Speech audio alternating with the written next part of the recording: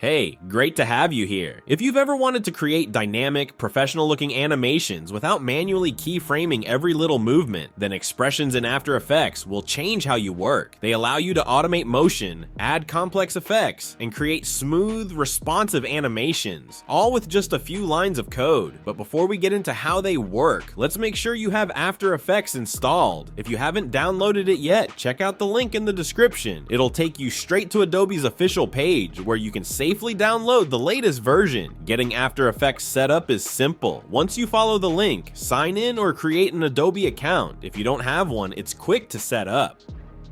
Locate After Effects in the app list and click on Free Trial to start the download. Install Adobe Creative Cloud, which will handle the installation for you. Once it's done, launch After Effects and you're ready to go. Now that you've got it running, let's explore how to use expressions to automate and enhance your animations. How to use expressions for dynamic animations. Expressions allow you to control properties like position, rotation, scale, and opacity without setting keyframes for every movement.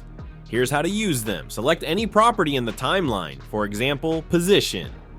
Hold Alt, Windows, Option, Mac, and click the stopwatch icon next to the property. This opens the expression editor where you can type in or modify pre-made expressions. Try adding wiggle 350. This will create a natural shake effect, moving the object randomly 3 times per second by up to 50 pixels. Using the Pick Whip tool, you can link multiple layers together, allowing one layer to follow another dynamically. More advanced expressions like time *50 let you animate objects automatically based on time without keyframes. Expressions save you hours of work and allow you to create animations that feel natural, responsive, and dynamic. If you haven't installed After Effects yet, click the link in the description and get it now. You'll want the latest version to access all the best tools. If you know someone who's into animation or video editing, share this video with them. Expressions might be necessary to take their work to the next level. That's it for today. Have fun experimenting with expressions, and I'll see you at the next one.